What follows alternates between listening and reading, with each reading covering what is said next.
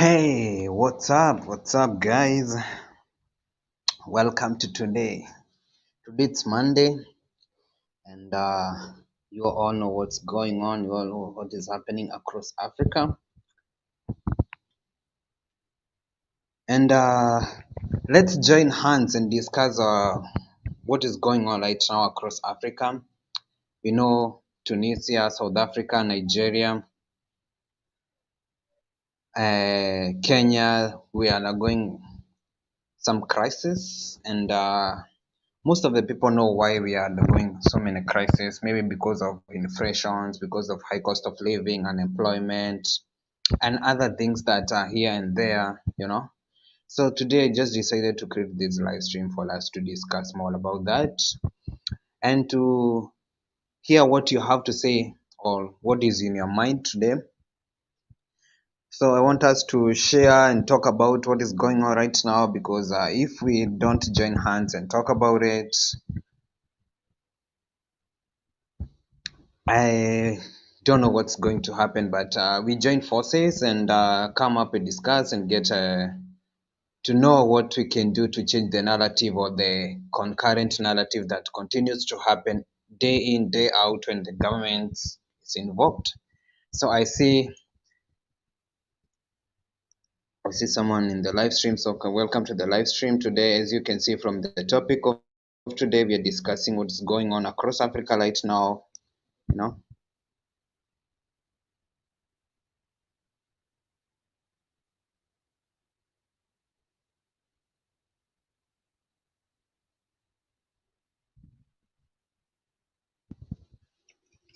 I'm waiting for you guys to join in. We can have a discussion. Everyone, today it was announced to be a public holiday whereby people are going to go to the streets and take action, and so that we can condemn whatever is going on across Africa.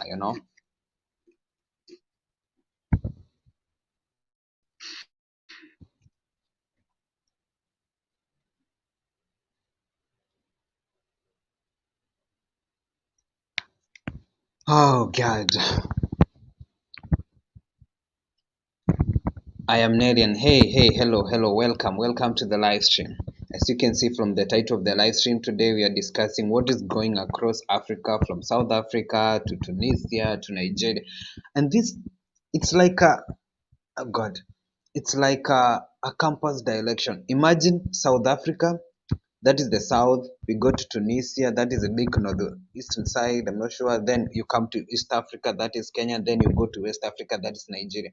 These are among the biggest economy holders or controllers of economy in Africa. And it's a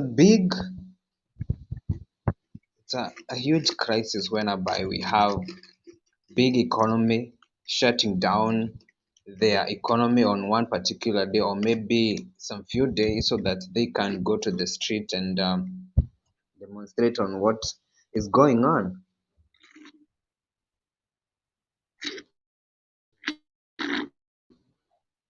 Yeah, Nelly, and I know, I understand. It's something that is okay. Yeah, but sometimes when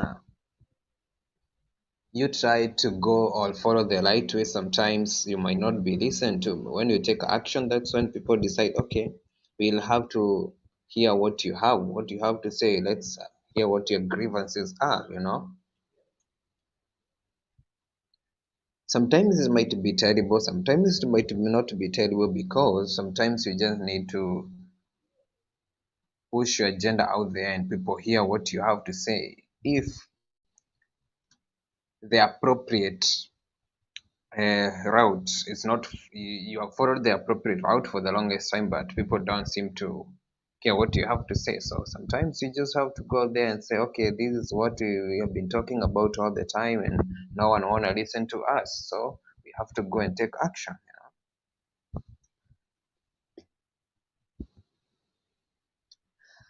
Babla James Wagwan, where do today?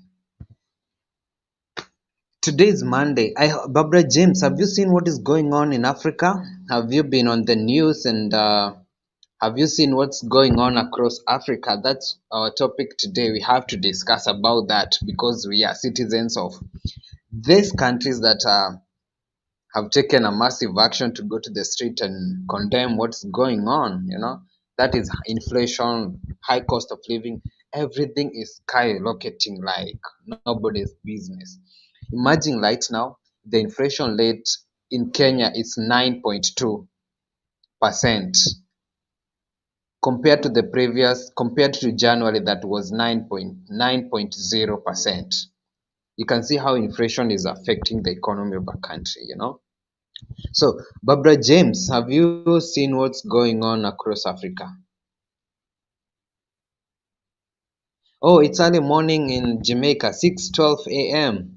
So if maybe you go to, maybe if you open your TV and maybe you go to CNN or BBC, those are international media houses, you're gonna have to see what's going on. Yeah, some of there are protests that are happening across Africa, that is South Africa, Tunisia, Nigeria, and Kenya. I'm a citizen of Kenya, so I thought it's wise we join hands, we join forces, even if we are not able to go to the streets to demonstrate. Maybe we can raise our voices, maybe on social media, and people might have to listen to what we have to say. Imagine the cost of living going skyrocketing every day.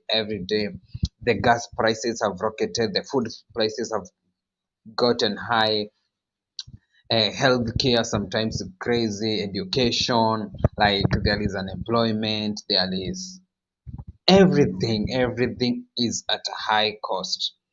The cost of living is very high here in Jamaica. Also, you see, I think it's not only in Africa or in Kenya or maybe in South Africa where people have gone to the street. I think every corner of the world there is a high cost of living. And the key, I think, the key attributes that contribute to high cost of living is energy and food.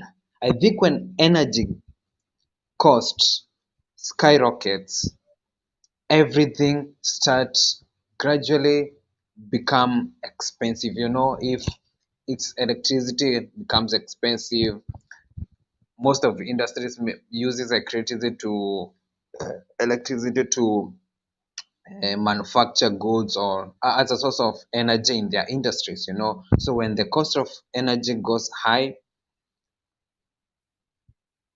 maybe the final product from that industry has to cost more. So welcome to the live stream. I see someone else is joining the live stream today. So guys, when you're coming in, remember to give the live stream a thumbs up. You can also share so that you can have more people coming into the live stream. Today is Monday and I decided, whoa, let me just pop in and see what people have to say today. I know everyone is hooked to the internet or to the media today because of what is going on right now across Africa, and everyone want to be informed, want to know what is going on. Others are in the street, others in the house, others maybe they are at work, they are following what's going on right now. But if you didn't manage to go to the street, so it's okay for us to join forces and maybe try to figure out on why we're experiencing things like this. For okay,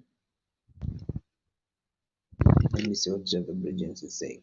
For 1 USD equivalent is equivalent to 150 Jamaican dollars.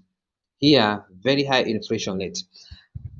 Barbara James, like even here in Kenya, exchange rate has gone high.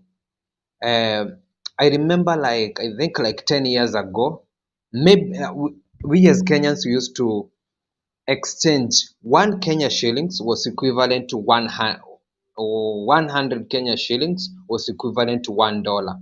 But right now, as we talk, one Kenya shillings is equivalent to 131. No, $1 is equivalent to 131 Kenya shillings. You can see how the inflation rate has gone high, exchange rate has gone high. I don't know if the people are they're trying to monopolize the market. I'm not sure.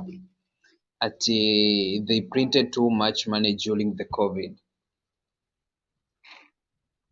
Maybe, maybe.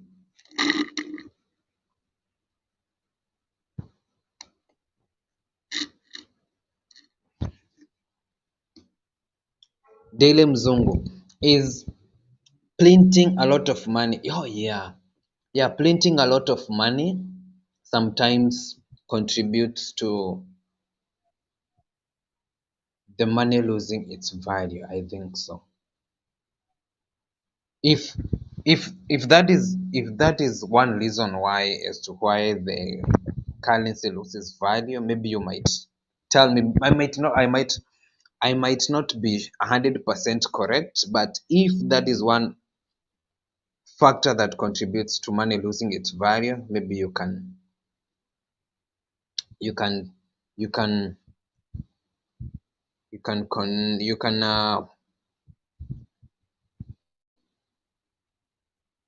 you can show me if yeah.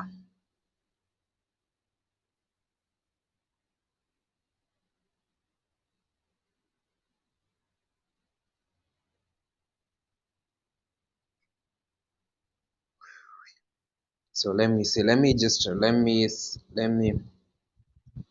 I want to let people come in, and we can have a discussion and see what people have to say. So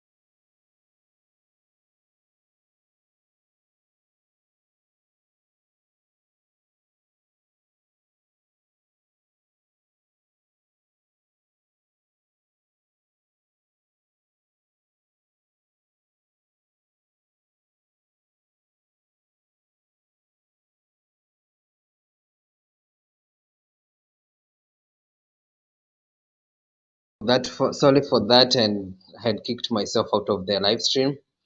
So, as we were talking about the inflation rates, let's see what Job Ibrahim says. I'm telling you, this is not gonna get better because the politicians are trying to get rich and then leave the country in debt. That is a valid point. That is a valid point. The thing comes, everyone, okay, I said the politics of the 21st century are politic of you compete based on your ideological opinions. You can be having the best ideologies, the best plan for a country, but the moment you get into that seat, your mind switches. You start seeing the money that is coming in, you start seeing all the opportunities that in are around you, and then you forget the ideologies that you went with that is going to benefit the people of the country, or maybe benefit the country at the long last.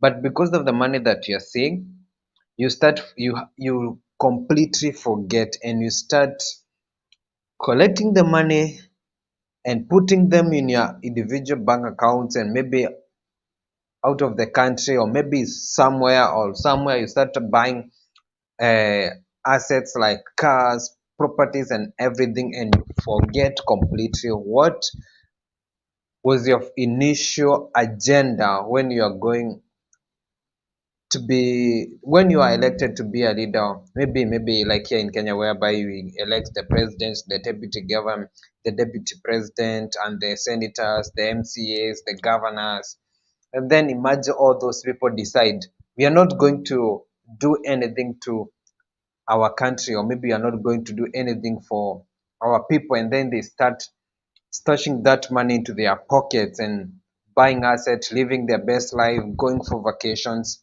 and where else the citizens are wallowing in poverty. You understand where I'm coming from? So imagine maybe like sometimes here in Kenya we have the devolution and we have some money that is given to maybe the MCAs, to the MPs, to the governors so that they can run some project in the community. Imagine all that money, maybe one county is given like 10 million, maybe to facilitate the construction of roads, supply of water, supply of electricity, medicine in hospitals, maybe CDF, and all those projects. And imagine that one politician decide, oh, I'm not going to do all these projects. I have to take this money and for my own and do everything for myself. Then what happens? The person has already forgotten what he was supposed to do initially. And now, the people who chose him or her to be in that position are still languishing in poverty. You can only imagine. Those people sometimes they go there with one agenda. I'm there, I get rich, and then that is it. I start living a good life. And then I forget the people who chose me to be in that position. It's crazy.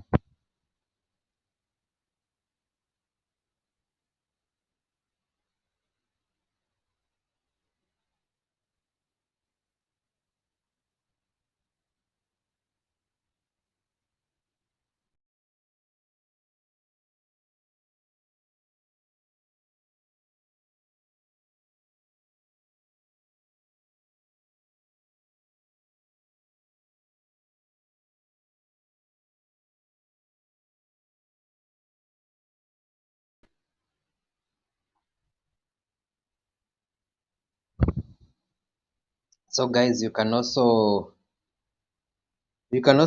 type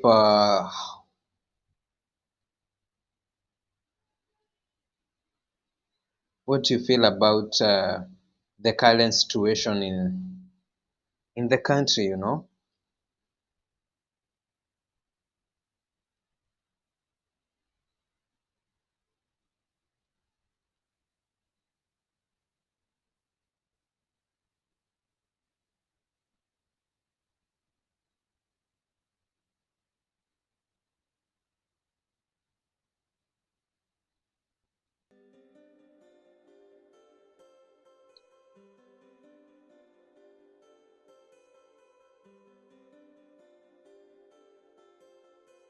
Where is everyone today? Where is everyone today?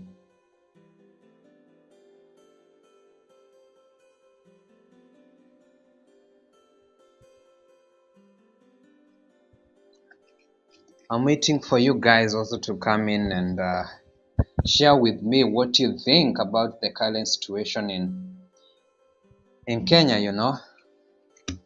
It's a matter of joining hands and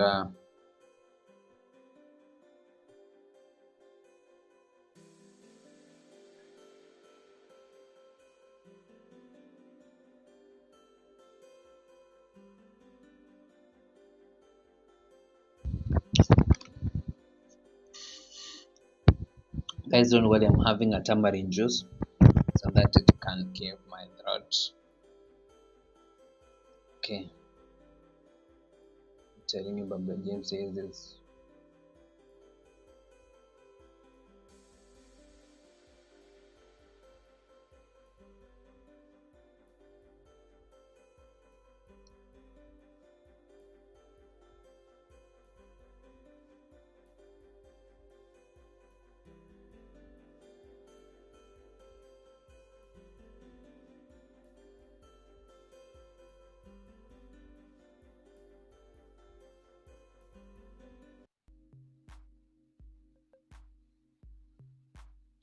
So, guys, what is your thought? What is your thought?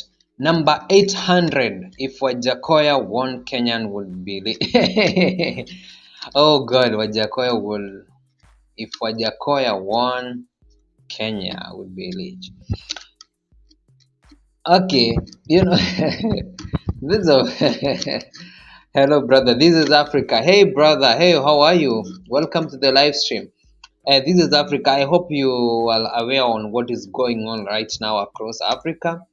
You know, there is a massive protest that is happening across Africa. That is Kenya to the east, and Nigeria to the west, Tunisia to the north, and South Africa to the south. And everyone is demanding the cost of living to be lowered by the current government right now.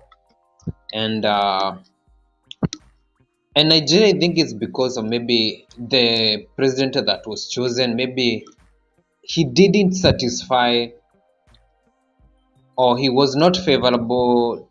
He was not the favorable candidate for the people of Nigeria. Maybe that might be one cause of them going to the street and demanding maybe him to be out of office, or maybe him being removed from that seat. Selling weed. Number 800. I'm seeing you where you are heading. My wife just told me. Okay. I never knew where South Africa is. Always thought it was.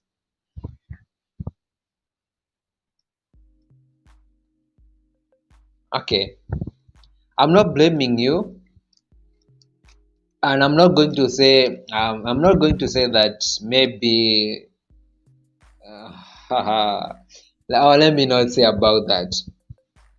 Let me just let me copy. Okay.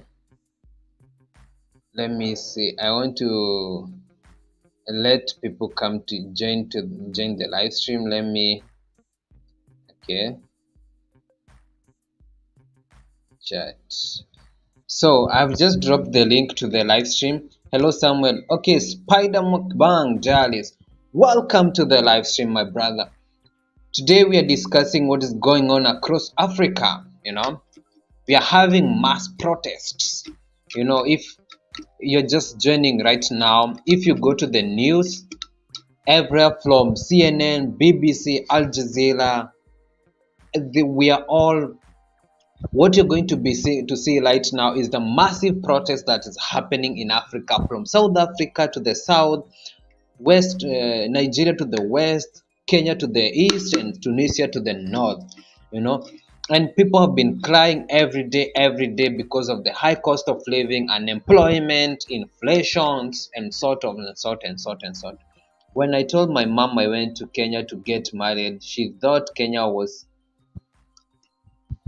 Yeah. I even didn't finish the last statement because that's funny. So I've just been the.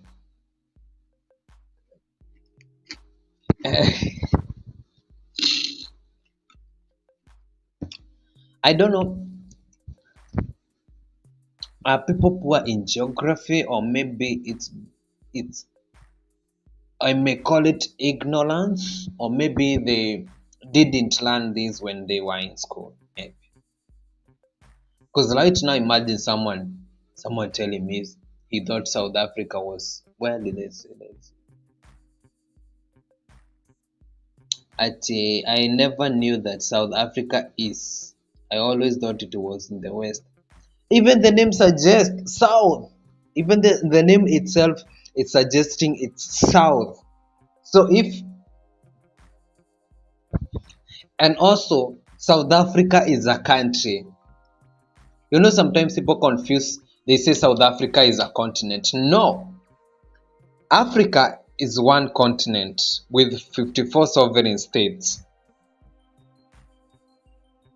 And sometimes we say there is the southern part of Africa that comprises the South Africa itself, Namibia, Botswana, Lesotho, and all those countries.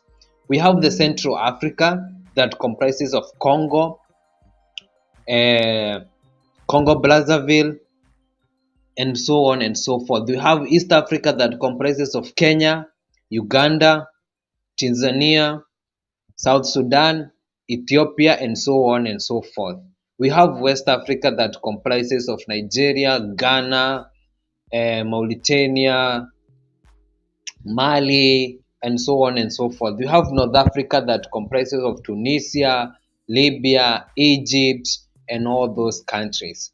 So, if you just sit down and study the map of Africa, even if the map of Africa sometimes is kind of distorted and people seems to put it at very small, or maybe they put some their own imagination things on the African map, and someone seems like it's not the way it seems, you know.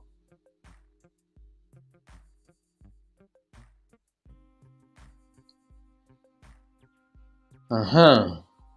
Let's see what people are saying here.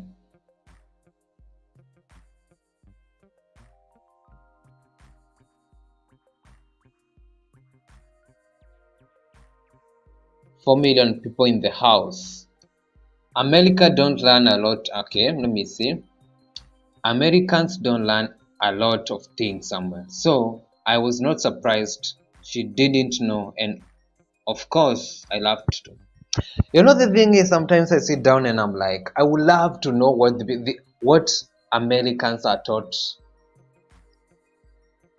in geography and also in history. Because sometimes I want you're talking to someone who has been born and bred in America, and they what they tell you, you be like, damn, these people consider themselves so smart, but a very simple thing like a country or maybe a history thing that is very simple, they don't know. Imagine you ask someone, okay, when was the First World War? He or she doesn't. Oh, you start saying, oh, it was in 1960s, or it was in 1950, guessing things. And I don't know. This is Africa. Can you tell me if you guys, what is the kind of history you guys learn in school? Because I wonder. But that's what your that is your education system. We have your own education system. We have our own education system. No. And sometimes we are being forced to go with their education system. But I think it's not of. I think it's not of. Let me not use the word because maybe people might come at me saying, "Oh, you're criticizing us. You're doing this. You're doing that. Blah blah blah blah blah." Uh, I don't want to be cancelled as early as possible because of.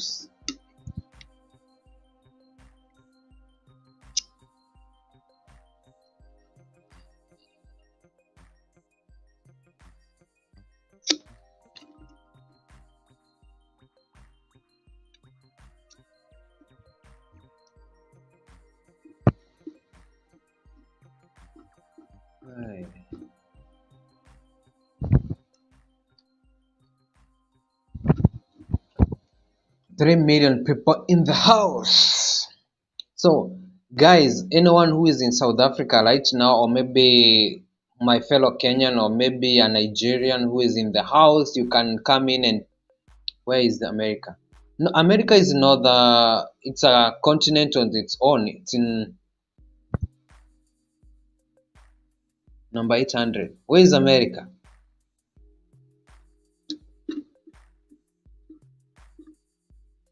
Where is America? You don't know?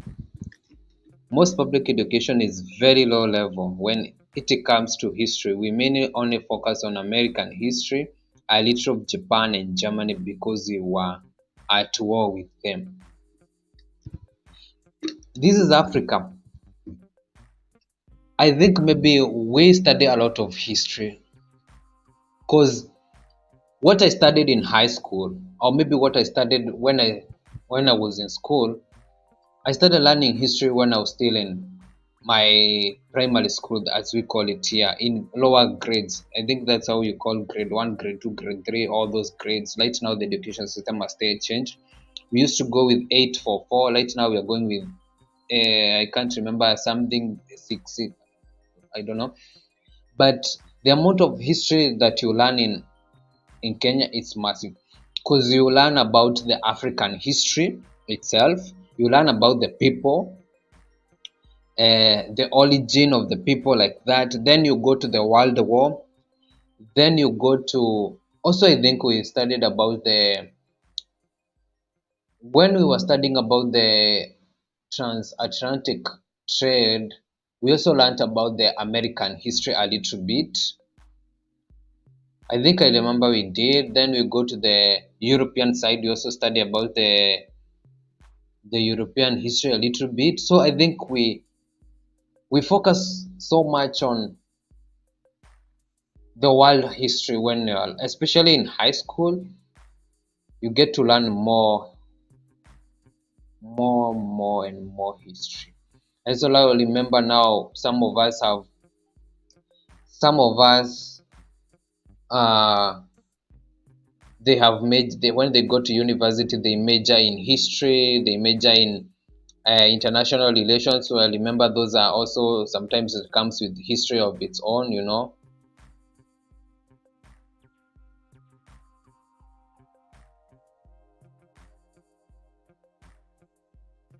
So okay, let me see. What's up, YouTube world? Welcome to the live stream. YouTube world, are you from Namibia? I think so. You're from Namibia. You're neighboring South Africa. Yeah, you're just not far from South Africa, if my map is directing me correctly. So, what is happening in South Africa right now? You already know what's going on in South Africa, with the EFF government staging massive protests across the South African streets. EFF, that is led by Julius Malema. I do love that guy, seriously. He talks to the point. He doesn't let anything that is in his mind, or doesn't let anyone come after him. He is just tell you point blank, this is a fact and this is it. So you're not going to shut me down. I love that dude. Let me see. YouTube world, thank you for coming. The only thing I learned about Africa in school was the slave trade and a little about Egypt. That is about it. Otherwise, it is your responsibility to learn on your own. 100%. 100%. If you want to know what is going, or what went, or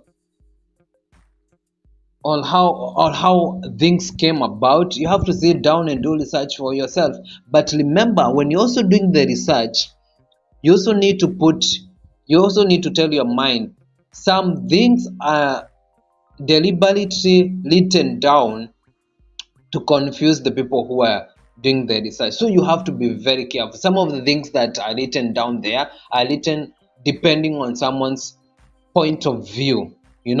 Some might not be 100% accurate, but at least you may get what you are looking for. And let me say that,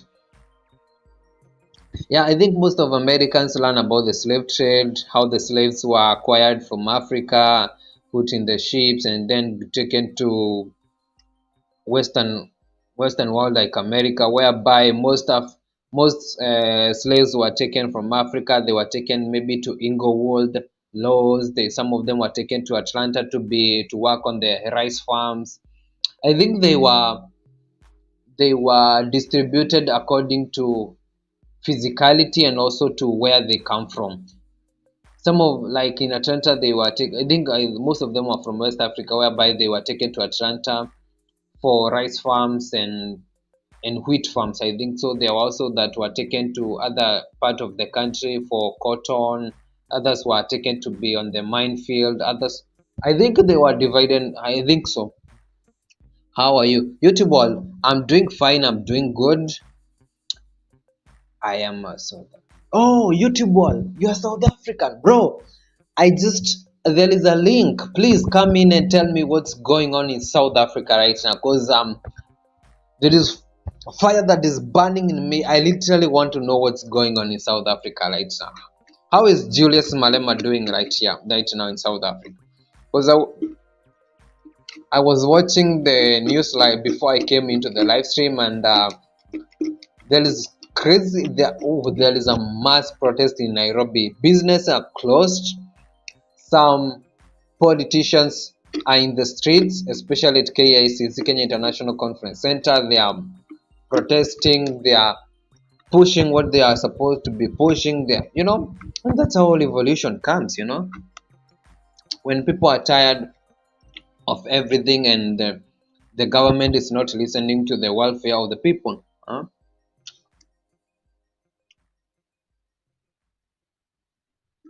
At number 800, we learned how Mansa Musa was the world's richest man from slaves' gold. Yes, Mansa Musa is the richest man in who ever existed. Imagine Mansa Musa almost sabotaged the economy of Egypt when he passed through Egypt. He was giving out gold bars, gold bars, gold bars, gold bars to each and everyone who he meets on the street. Imagine you having gold bars almost everyone, and you are trading like you're trading for this, you're trading for that. What do you think is going to happen to the economy? Or maybe the big ship, the elite people who own the golds. They are not they don't they yes, they have the gold, and also the citizens have the gold. Who are they going to sell the gold to? Or who is going to see the value of the gold if everyone has the gold? Imagine. Mansa Musa was the richest man to ever exist from the kingdom of Mali, I think so.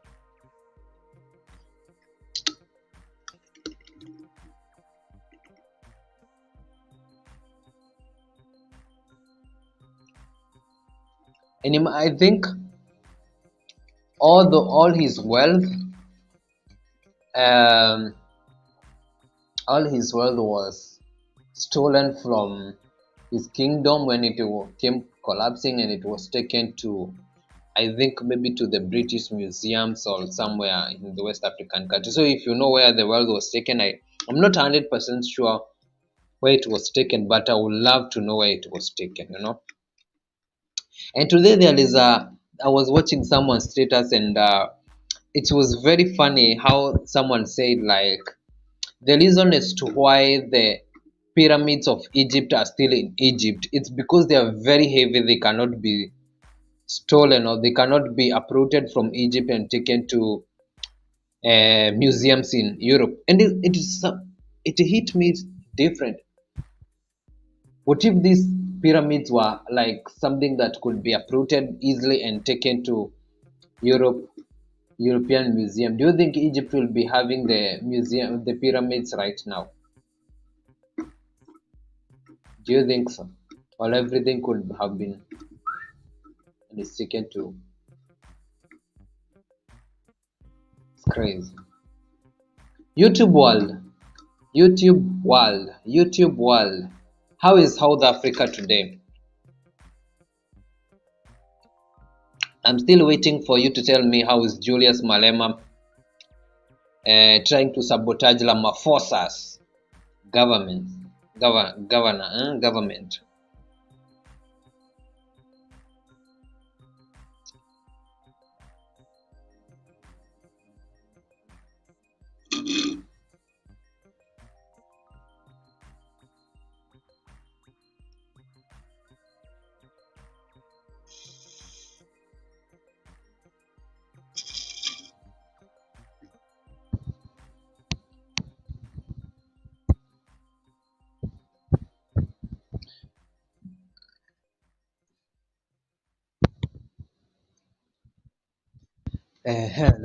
Let me see what people are saying here.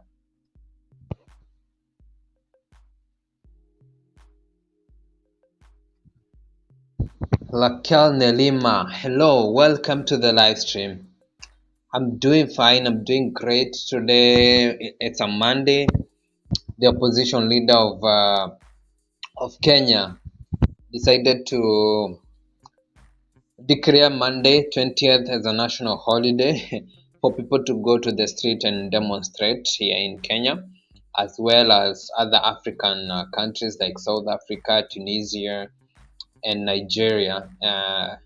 People are protesting because of the inflation, the high cost of living, the high cost of energy, the high cost of food, the house cost of housing, the high cost of education, the high cost of healthcare.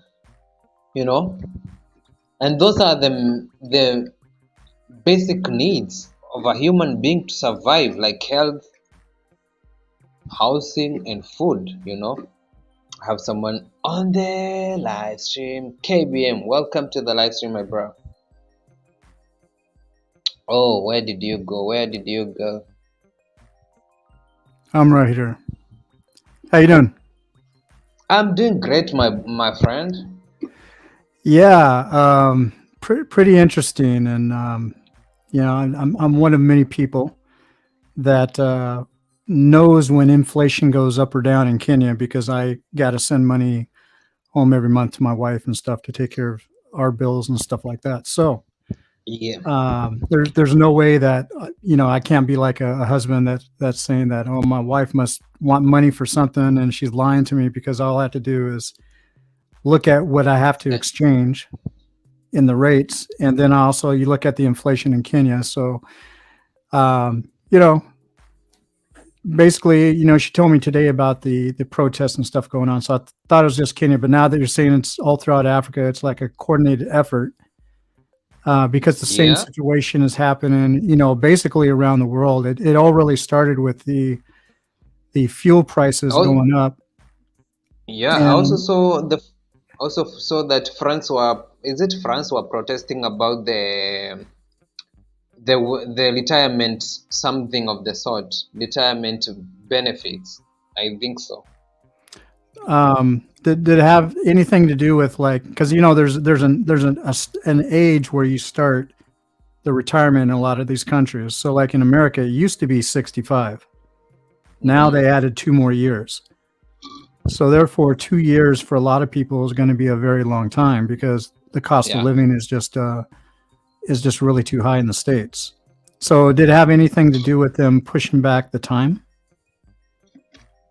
I the protest in France, or you are talking about? Yeah. Yeah, I'm not sure about it because it's something that just popped up on my news feed, and I was like, oh, France are protesting because of the retirement benefits. And so I didn't pay attention to it, but after this, I'm going to check on it and see what is the main agenda that pushed people to go out to the street and protest about the retirement benefits. I didn't check on it. I didn't pay attention on it. Yeah, I bet you anything, if you want to get a quick answer, if you know any Kenyans that are in France, or maybe other Africans, they're going to be able to explain that to you pretty Ye- easily. Yeah. Um, or maybe you could do the English version. I think it's, what is it called? France 24 or 24 France, the news station. Uh-huh. They're usually, whatever goes on in France, they usually pretty much put it out like almost immediately. So that's Okay. actually a reliable source out of France for France issues, Mm-hmm. or French Uh, issues, I should say. yeah, I'll try and see what's going on. Yeah, and it makes it double hard too, because for me, my wife, that is, speaking for ourselves, is that we got that business of the hair salon and stuff, and I asked her, I was like, well, because we live like in walking distance of the pipeline in Feta State. So she was Mm-hmm. saying in that area that there were a lot of people protesting, and one of my brother-in-laws lives in there. She was saying that he needs to stay inside for the day. And so, just in my mind, she says she's okay where we're at, where our place is. But what I did not correlate that to is that it takes about 20 minutes to walk to the business from our place. Mm-hmm. And so I thought automatically, by her saying all that she had to close up the shop today, but she said no, they're open today. So that's good, because she had appointments. So, but still, it's I want to see stuff It's get better because the rich are just getting richer as we can see, and it's just causing contempt between the citizens of each nation towards the yeah, leadership of the nations. yeah, 100%. Because each and every leader who comes in, he comes with his own agendas, and when he gets to the seat, he just forgets the agenda that made him to be put in that position, and what he thinks about is just making his belly bigger and buying asset for himself and for the family, and they forget what they promised to the people. Sometimes you get very angry at the person that you put there as a leader, or else when he was here down asking for you to vote for him, he was very humble, he was promising, and okay, you said, okay, let's give you a chance so that you can see what you can do to us. But unfortunately, when the person get the position, he's like a completely stranger to the people who voted for him or her. Yeah, exactly, exactly. And like the situation in Ghana, they're like the biggest cocoa producer, right, in the world. Hmm. And Yeah. come to find out recently, I realized cocoa is not actually native to Africa, but Africa is the biggest producer of cocoa Yes. via Ghana. Now, Hmm. what Ghanaians have said, basically the way it works out there is that they can't sell direct to any businesses. It has to go through the government. So the government sells the cocoa from the farmers Hmm. to other nations and stuff like that. They Hmm. also cannot.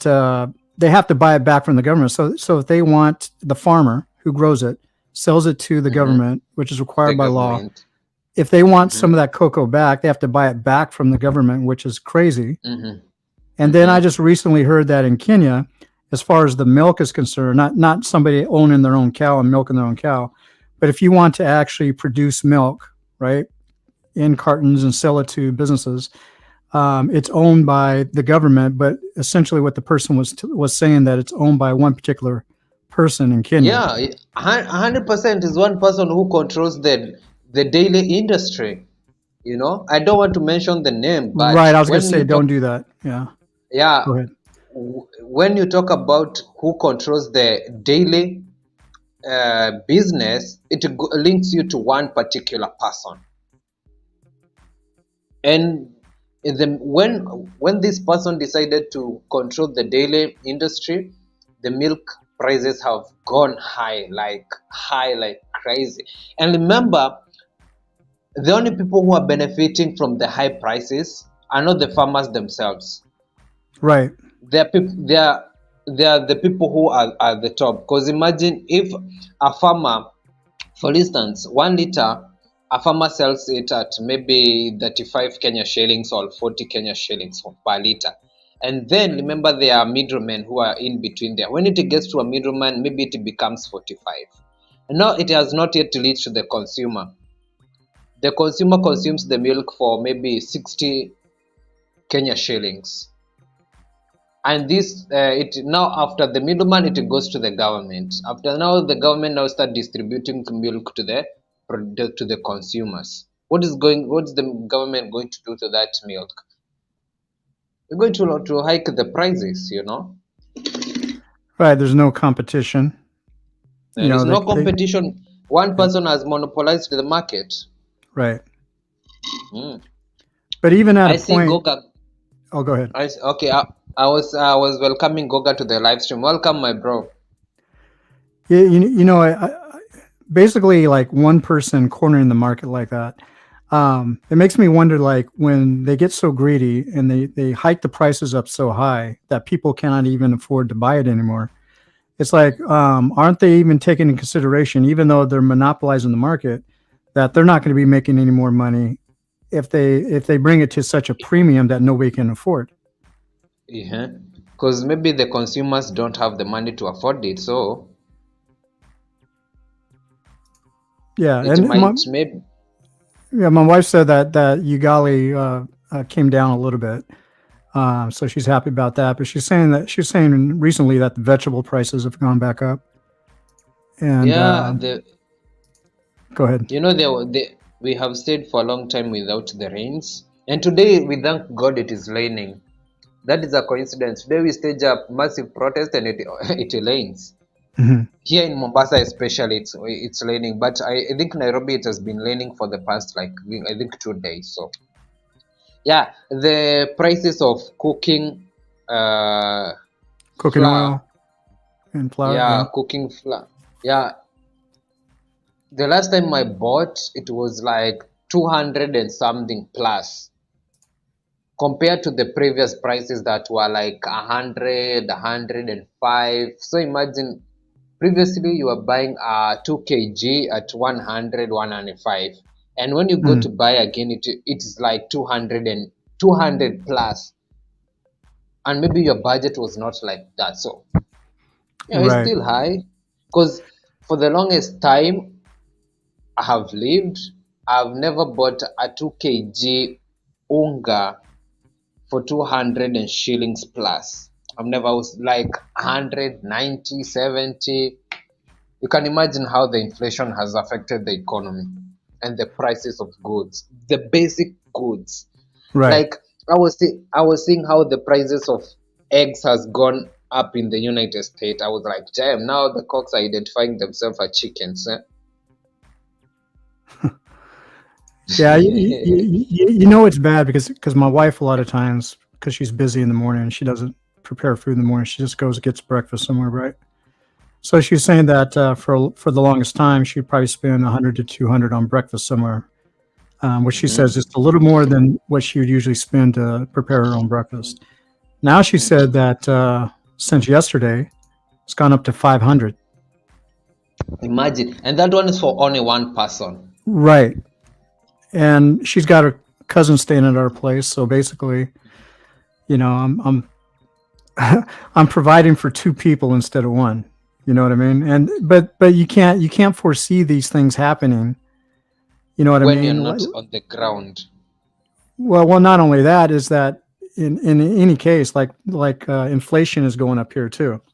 So I got to deal with what's going on here, and then I have to budget to what I send over there, and then we have our business, and we don't want to take anything out of the business because we want to put the money back into the business to make it grow, right? Yeah, So my thing is now that I'm basically spending more than double now just to take care of two people in Nairobi plus myself here.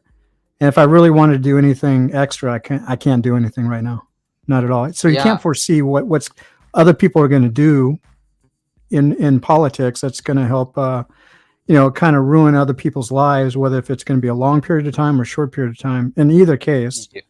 we're all Mhm. spending more money, especially when we feel it's not necessary. And I really feel that a lot of these expenditures that have gone up are not necessary. And the oil industry is definitely one of them because if they can control the market, which they do when it comes to fuel prices, Mhm, they're going to do it. And if they can mhm, gouge the customer, which is you and me, they're going to do it mhm. until we Yeah. can't afford it no more. Then the prices come down. Oh gosh, it's crazy out here now.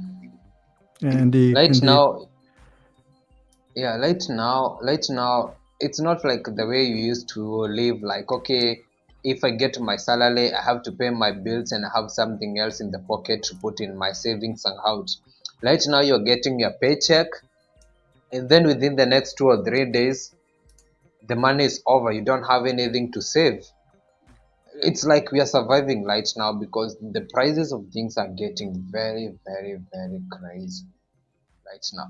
Imagine I was okay. This is something else that I saw in the our looking at the cost of living, maybe somewhere like in the New York, whereby a one bedroom, a very small one bedroom, goes for 6,800 US dollars, and that is just only one bedroom. Without the utilities, without other bills, without all those things, and you'll be like, damn, one bedroom. Well, Imagine you're not we are. where did you hear that from? I was checking on someone else who is there's a guy who is in the New York, just went to New York, and he was trying to show us how what is the cost of living in New York I am today, Marwa. just like yeah, yeah, yeah, yeah. And I Yeah. was like, damn, damn. I was like, one bedroom costs 6,800. Well, God. okay. That's not the average in that spot where he was actually in. That's definitely the average. That But that's the the average. but the average now, depend on, let's just say any city USA right now, you're going to be Mhm. paying like $1,300 up to $2,500 a month for a one bedroom apartment. Yeah, That depending on which side of the country you are in. or the neighborhood within that city.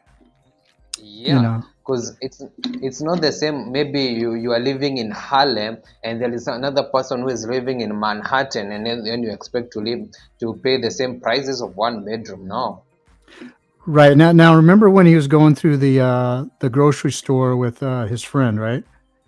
And he's Yeah. looking at the GMO foods, the organics compared to the non-organics. Remember when they Yeah. got to the mangoes? A mango was $3 a piece. $3. That is like 300 Kenya shillings. And imagine with 300 Kenya shillings, what you can buy like 100 of them. You know.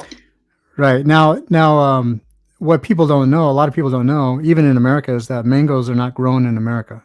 They're all Yeah, they're imported important. from Yeah. like places like Colombia, Peru, Peru. Yeah. Mexico, you know, places like that where they Yeah. can actually grow them. Yeah. Um, and those were the prices of the ones that were not organic. They were not organic. So what are the prices of the organic ones? Okay, that's why I. And at Hey. first, because of his thumbnail, you know, he was standing outside of a store called Walmart.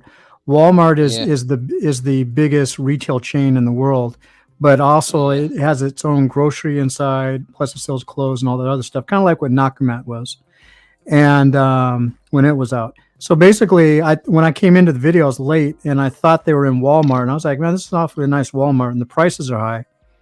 And then when they walked out with the bags on the escalators, it was Whole Foods. I go, oh, that's why it was so expensive, because Whole Foods is owned by Amazon, and Whole Foods Oh, sells a lot of organic foods, but also they sell the organic foods a little more pricier than most other stores that uh-huh. have organic foods, just because basically the name.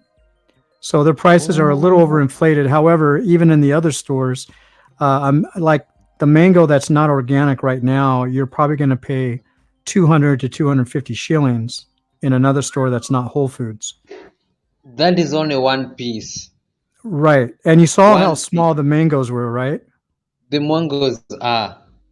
I imagine right Right. now, like the mango that I've just bought from my neighborhood here, from my neighborhood Kibanda here.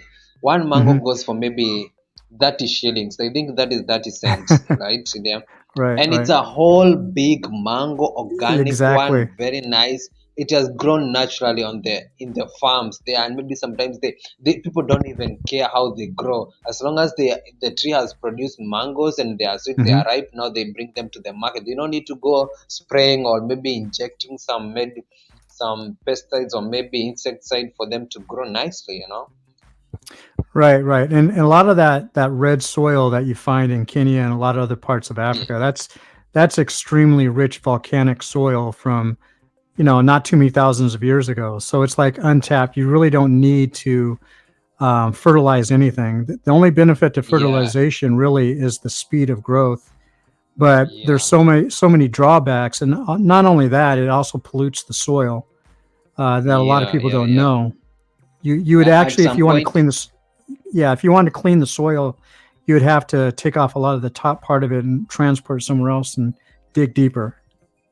Yeah, yeah, 100%. Sometimes people be like, oh, we are making the soil to become more rich in nutrients when we are putting all these pesticide, Hmm. insecticide, fertilizers, DAP, and all those CN. And maybe by the end of the day, maybe you end up killing the most important humus or maybe insects that are in the soil that contribute to the well-being of the soil. But Well, sometimes the farm. Yeah, go on, go on. no, I was going to say that the way to keep that from happening 100% is you diversify your crops. You don't just keep growing the Yeah, same thing over and over where it saturates all the minerals. yeah, Um, and like where I work over here, there's this particular patch of land. The owner sells it out to some company that grows maize there, but this is the way they do it. So that way the ground is never saturated. It's probably like 5 acres. They only plant every 2 years. So they give it a year to Yeah, rest. yeah, Yeah. the rotation of planting period. Maybe after they harvest, they give it the land to rest so that it can generate humus Hmm. again, and then they plant the next season. Okay, that's yeah. I remember us studying more about agriculture and those things, and we could okay, you have to rest the land to do this and that so that it can generate this and that, so that the next season, coming season, the soil will be very rich in nutrients. Right. And all this stuff is really interesting. But the thing is, when you start relying on the government for fertilizers that come from other countries, you got to think of the ulterior motives. Those other countries that sell these fertilizers to second and third world countries, they're making a lot of money off of that. They're not just giving Yeah, it away. That fertilizer, whether they're the citizens of those countries, their taxes are paying for it, which a lot of them are. That means they're still making money, and then so the drop off is going to be where it's going to be places like Kenya and Liberia and stuff like that, because that's going to be the end place. And then at the same time, like in Kenya, a lot of the vegetables in Kenya are flown to places like the UK, and that gets real expensive for the customers in the UK because they have to get it there quickly before yeah, before it goes before they go they bad, go right? bad. Yeah, But yeah, the thing is, when you fly vegetables, I forget how the science goes, but when you fly vegetables opposed to like shipping them there in a ship in a container, there's something within the atmosphere that kind of deteriorates the vegetables and fruits. So therefore, the vitamins and minerals are not as good when they get to the end customer, opposed to shipping them there in time before they rot. yeah. It And all so that's depends just another issue. with the means of exportation and the means of preservation. Maybe sometimes they might decide to use some chemicals that might cause some, maybe make them lose the taste, or maybe lose the original value of that vegetable. Right, exactly. Yeah, Yeah. So like you're in Mombasa right now. I mean, are you seeing any? yeah. Let's get back, kind of get back. Are you seeing any protests in Mombasa? And I've not had any protest in Mombasa, especially right now. I'm out of the city, very far from the city. But I have not yet had like, or people went to the street of Mombasa to protest. I have not seen it, and I didn't hear it. Maybe like on last week when these were being announced that, oh, we are going to have protest in the central business area. Or no, I didn't hear them. People are not even scared like, oh, Mombasa people are going to protest. No, I didn't hear. But it was so paramount in the major cities, like in Kenya they were going to go to Nairobi, Nigeria they're going to go to Abuja, in South Africa they'll go to Joburg or maybe Pretoria, the biggest cities. I think they are targeting the big cities. I've not seen it happening in Mombasa, but if maybe there is someone who is in Mombasa and is in the live stream, and you happen to be in the CBD or central business area of Mombasa, you can just tell us, oh, this is and this is what is going on. I've not seen it, but I'm here to confirm. No? Yeah, yeah. Um, Yeah, yeah, yeah. and Goga, also, Goga. oh, go ahead. Yeah. Okay, Goga. You told me they went back to Nairobi. How is Nairobi right now? Go on. Yeah, I was going to say there's not much that America, as far as Americans are looking outside of America. There's so much going on here right now Mhm. that people are Yeah, so focused on what's going on here. It's like they're not paying much attention to international news at the moment. yeah, yeah. Like for example, like the city I live in right now. During 2020, we had all the BLM and Antifa riots. Basically tearing up the city for reasons that were, of course, not legal or anything. But what happened to our downtown, our central business district, like a lot of others, is that Hmm. a lot of the small businesses they left because they were basically destroyed and their insurance companies were there's too many insurance claims to help them out in time, and the government said they were going to help them out, all the small business owners, and not many of them got help in time. Hmm. So basically, they had to shut down their businesses, and then a lot of people lost their jobs. And we're talking Yeah. concentrated areas. So now what I saw in the news today in downtown is that we have a lot of high-rise office buildings that are empty. So Oh, basically, what all that caused was a big, like vacuum of businesses and people moving out of the downtown area. And there's not that many places to live in the downtown area to begin with, but we also have a huge homeless problem at the same time. So, what the city council, what they proposed today is that they have, I think, like a 20% increase in trying to convert these office buildings that are empty and turn them into apartments, which means it's going to cost millions and millions of dollars. Where I don't know where they're going to get the money from, but it was to be twofold to like help attract small businesses back to the area again by having residents that live in the area and take yeah. care of the housing crisis for the homeless at the same time. But here's the Yeah. thing, majority, and I'm just being frank, majority of the people that are homeless are into criminal activity. They're also into drug activity, which contributes to the criminal activity. And so there's one particular building in the downtown area that's set up for these type of people. And the person that I don't know if they own it or what, but the person in charge gave them free rent forever. So I think they have like 60 units. So everybody that lives in there is not paying rent, hasn't been for probably 8 years now. And you may think that's a great thing, right? And for a lot of people, it would if they're trying to save money. But everybody that's in that building, guess what? All of them are on drugs. All 60 units are filled with people who, um, Yeah, that's a hub. What do I call? It's hurling. It will going to become a hub of drug abusers, drug right, peddlers, criminals. Maybe going to hide over there. I'm not saying that he has not done a good job to house those people, but remember, what you just look on then a bit of the negative side on the impact that is going to affect the building, because maybe people might not like, oh, I'm not going to rent, I'm not going to put up a business next to that building because I can see what's going on next to the right, other building. Yeah. right. And so So I basically, these other buildings would become a much bigger, um, what do you call it, fortress for the same type of uh-huh. thing that this one little building with 60 units at. Oh, Because so we're go ahead. I didn't get the state that you live in. It's in Oregon. It's on the West Coast. We're right Oh, between California only and and the state of Washington, which is also next to Canada. okay, okay, okay, Oregon. Wow. But I also saw that what did the well the this woman deputy president, what do I call Vice uh President's wife, yeah, Miss vice Miss Biden. president. Okay. No, no, no, not the vice president. No, not the wife to Biden. The lady who was elected at the same time with Joe Biden. Oh, the vice, yeah, the actual vice president. Yeah, the actual I got vice it mixed up there. president.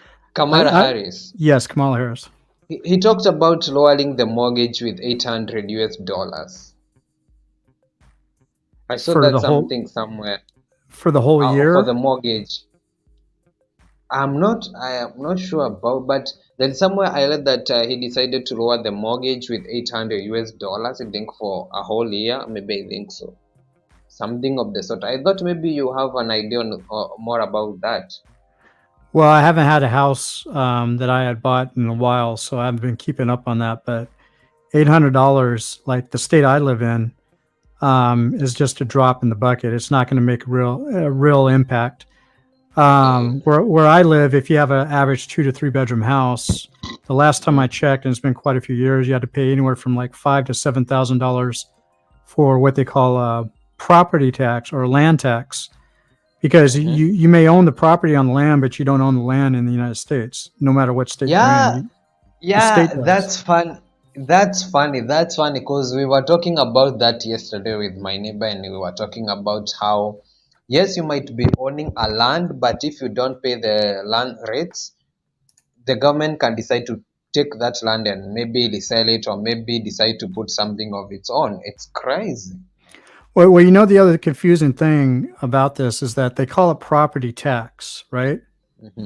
Yeah. But if you don't have any property built on the land, it's supposed to be land tax, but they call land with nothing on it property, which is the weirdest thing. Oh. I don't know if America is the only place that names these titles in that way, but Uh-huh. there's supposed to be a land tax, and you really shouldn't be paying money on the property that's on it, but it's all Uh-huh. inclusive. And but they don't care if you have property actually built on the land or not.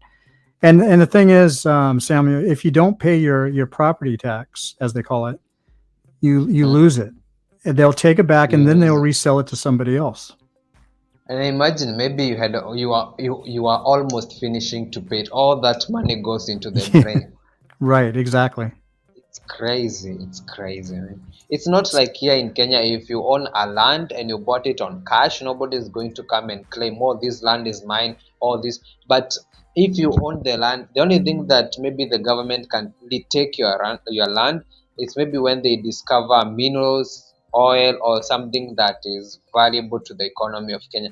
That's the only time the government can come and tell you, okay, we are giving you this amount of money for you to vacate out of this land. Otherwise, if there is nothing like that, it's your land, and nobody can come to claim it's his or her land without proper documentation.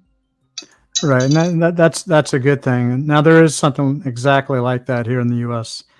So if they wanted to build like a railroad or a highway, A highway, yeah. through there, same thing. Yeah, oh, the same thing. Because right now there are some of the houses that are here in Mombasa. There is a place they call Likoni. If you know, they have been given like a certain period of time for them to be out of the area so that they can pave way for the construction of the railway. But Right, right. it's yeah, everything is owned by the government as long as it has all. If they need to do something on that piece of land, they will always give you a certain period of time for you to vacate so that they can use the land. But I would think if maybe they want to do that, maybe they are supposed to maybe give something to the people who are living there so that they can sustain themselves where they are going to stay or where they're going to buy another land. Because you cannot just tell the person who has been living maybe for that place for maybe 30 years, oh, today you have to move from this place. We want to construct a borehole, we want to construct a road here, we want to pave way for this, and maybe you don't know where else to go. So where is that person going to go? Maybe become a beggar, maybe go to the streets. Yeah, the other thing too is here the government will pay you what they call fair market value. Mm-hmm. So Of that, of the, depending on that area, but here's the thing: when they do that, let's say they go ahead and give you the fair market value price, and say the property was an acre, and they pay you 250,000 American dollars for it, right? Well, that 250,000 American dollars is barely going to get you, or won't get you, the full mm-hmm, payment of where you're going to move to. So therefore, mm-hmm, you're if you're retired, especially for the retired people, they would have to go back to work to pay it off, or they just get another 30-year mortgage and just pay like rent every month, so they can, because they know they're going to die within a certain amount of time. So therefore, mm-hmm. their money will outlive their lifespan. And but still, what the problem with that though is, if the property taxes go up, the mortgage goes up. If the insurance goes up, the mortgage goes up. So therefore, they're digging deeper and deeper into that savings, Yeah, in into that people's situation. pocket. Yeah. Yeah. And some people, there is a lot of cases out here where people have had to sell the property for one reason or the other, whether if it's on their own because the neighborhood got too bad, or the city or the government was going to do something with that property, and they just don't have enough, and they end up homeless themselves. They may have a bank account, but they don't want to go ahead and spend it. It's like they need the fair market value, plus they need to be added a stipend, like a moving stipend, to where they can actually relocate somewhere without any issues. Okay. Because you got to think about it, the government is displacing that person or that family out of that home, And when you do that, you got to be Yeah, able to accommodate their displacement so they could be placed in another location in another where location. they Yes. don't end up homeless. Yeah. Yeah. 100%. So, guys, if you are joining in right now, we were discussing what's going on around the world. More about inflation, more about the cost of living, the people taking action, going to the street and protesting the decisions that the government are making in their respective countries. You know, we had, like in Nigeria, we had election maybe I think last week, and maybe the person who was chosen was not the favorable candidate for the people of Nigeria. Here in Kenya, the opposition leader is pushing and pushing the incumbent government because of the high cost of living, inflation, and so on and so forth. South Africa is more about the opposition leader, that is Julius Malema and the EFF, against the president, the leading president, that is Ramaphosa. On Tunisia, I'm not 100% sure about it, but one of them might be his racist comments against the black people who are living in Tunisia, and they were being retracted to go back to their own countries. That one might be one factor, but also maybe the high cost of living, inflations, and so on and so forth. This is Africa. Did you see what happened to Tunisia, or what was happening in Tunisia? Yes, actually, my friend who lives in Washington State, who's from the Gambia, uh, Mm-hmm. did a live stream on Tuesday about the Mm-hmm. situation and what the government is doing to Africans, Black Africans living there. Um, Yeah. what I thought at first was he was only doing all that crazy stuff to people who were illegally there. But what I come to Mm-hmm. find out, Tunisia for a very long time now has been one of those countries where it was like kind of like an honor to be go there as being a school teacher, an Mm-hmm. engineer, and all these other professions. Which most of the Africans that were there were actually that they were not trying to like use Tunisia as a place to get to Europe through the Mediterranean. Europe.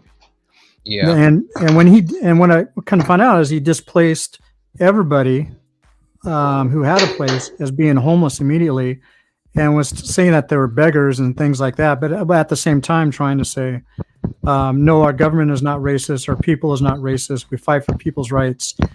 But yet you're deliberately doing this to people who a lot of those people are from Guinea-Bissau, and Yeah. I take my hat off to the president of Guinea-Bissau taking a plane there to pick up his people. I don't know if you saw it, but Yeah. he asked the president of Tunisia, are you really African? Because you guys say you're African. Are you African? Basically trying to see, if he's going to admit And he that he doesn't like denied black that. people. Yeah, it's Yeah, it's yeah, yeah. I've changed my. Yeah, continue. it's a sad state of affairs that this has got to happen. And basically, what my friend Afrodamus was doing was his live stream was like, okay, Tunisia is part of the African Union, and they wanted to become, I think he Yeah. said, part of ECOWAS. And he's saying that any Arab country that does Mm-hmm. this to Black Africans, how about if we kick them out of all Uh-huh. Black organizations in the continent, and they can stick with Uh-huh. their Arab League? Uh-huh. And then he also Mm-hmm. pointed that Somalia is also part of the United Arab League. And he had a lot of Somalis on there, and he Yeah. was asked him, "Do you support what he did to Black people? And are you want to Mm-hmm. continue being with the Arab League, or do you want to hold them to Mm-hmm. test by kicking them out?" And it's like majority of the Somalis. There Uh-huh. was a couple of Somalis that said kick them out, but the majority of them were saying, "No, those are our brothers. We only joined the Arab League because of economic situations back in the past," which I do understand. But at the same time, it's like Mm-hmm. they were having a hard time making the decision: should we kick them out based on what they Yeah. did, or continue Yeah. to stay with them and kick you out too? Some of them are always denying that they don't have that African roots in their blood. They always say, "Oh, we are Arabs, we are this, we are that," but they still continue being in Africa to say so. You know. You're talking They about are all Somalis, they right? all yeah. Generally, most of the North African people be like, okay, we are not Africans because we have maybe a lighter skin than the people who are living in South or West or North. Hmm. Yeah, Yeah, but my experience, this is just my experience. Most Somalis will admit that they are black and they're not mixed with Arab, while the fewer will say the opposite. But what my friend was also trying to say is, you got to be African first, right? Then you could be yeah. Muslim or whatever, right? Well, the Somalis Or and what? are wanting to be. A lot of them are saying that we're Arab first, then we're Somalis or African or African Somalis in the opposite direction. And so a lot of people on the panel had issues with that because it's like I said, majority of them that came on the panel like this, they Mm-hmm, were like mm-hmm. not directly, but it seems like they were defending the decision of Tunisia. And so they were kind Of of like put Tunisia. in a box, like they felt like they were in the middle of something that they couldn't control. And Uh-huh. but you clear cut, you have to make a decision. If you're going to be treated in a certain way in Tunisia, and a lot of Somalis in Tunisia were being treated the exact same way based on their skin color, That's, you yeah, should really go ahead.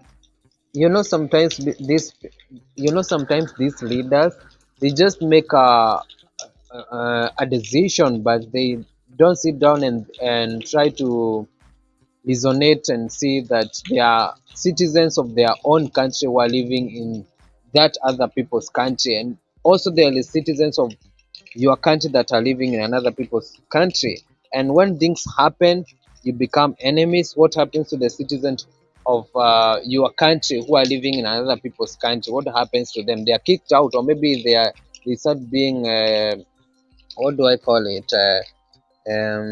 Rejected, or maybe discriminated, and sort and sort and sort and sort. That some Yeah, of them they start coming up with a bunch of delusional statements, trying to uh, protect their decisions. Like when he was asked, why did you have to do that? Oh, I was not racist, or because this woman was killed, or because by a black person, we had to assume all black people are gangs, or maybe they are thugs, or this and that. You know how they generalize everyone. yeah, and if remember, it just wasn't that too long ago. In China Yeah, when C-19 broke out, all those Nigerians were being kicked out of their apartments and were instantly a homeless. And hundred percent. these were students and people who had careers and things like that. And they're sitting there trying to blame it on them.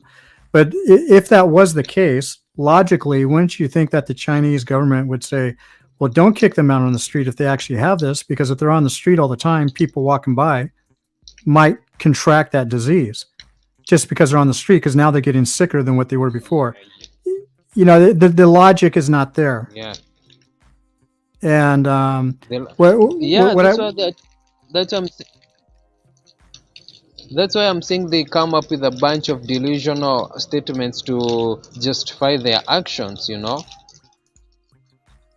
Yeah, yeah, just a minute. I and welcome Island Sisters. Yeah, hey, what's up? What's happening, Samuel and Goga? Since it doesn't look. Yeah, Island Sisters. What is happening right now in Kenya is that there are mass protests that are happening in the Nairobi. That is the capital city of Kenya, whereby the opposition leader of the current government is trying to push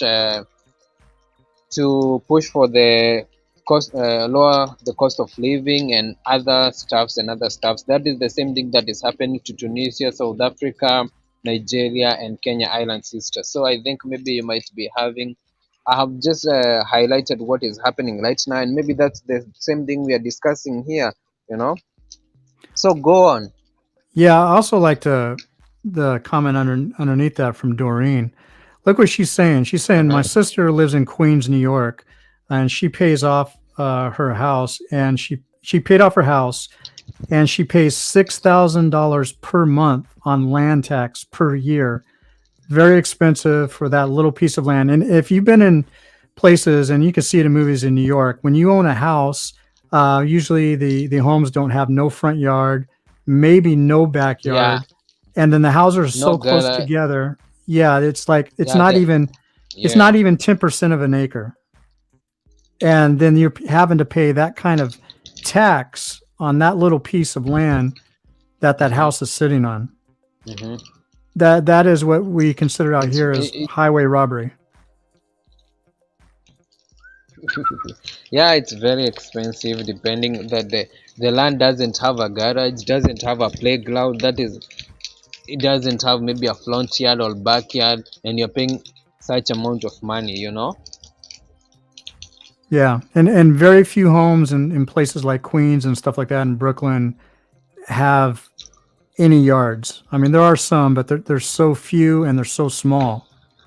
It's just it's really horrible. And you better hope you have a basement. I mean, because those are cold places in the wintertime. So a Uh-huh. lot of places do have a basement, so you get a little more for your money. So that means you can create extra rooms and stuff like that, or recreation areas within the house. But Mm-hmm. still, that is still highway robbery. I mean, that's $6,000. Half of that could be going to something else. That could be paying off like maybe medical expenses Maybe for that health person throughout the year. insurance, Yeah. or maybe yeah. So that's why you have to work maybe extra hours or maybe extra jobs so that you can uh, get that money to pay that land tax or maybe to do other things.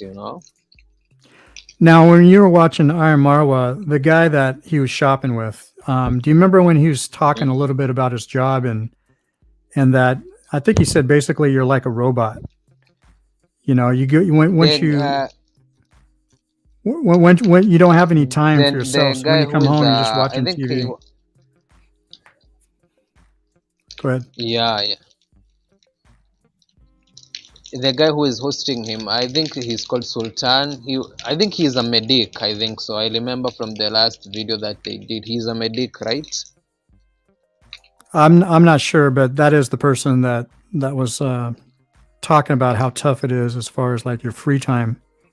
Yeah, yeah, yeah. So it's God, and everyone is trying to fight and go to America. But maybe the opportunities, but yeah, the money is there, the opportunities are there. But when it comes to the tax that you pay to the government, is the one that kills someone. Uh,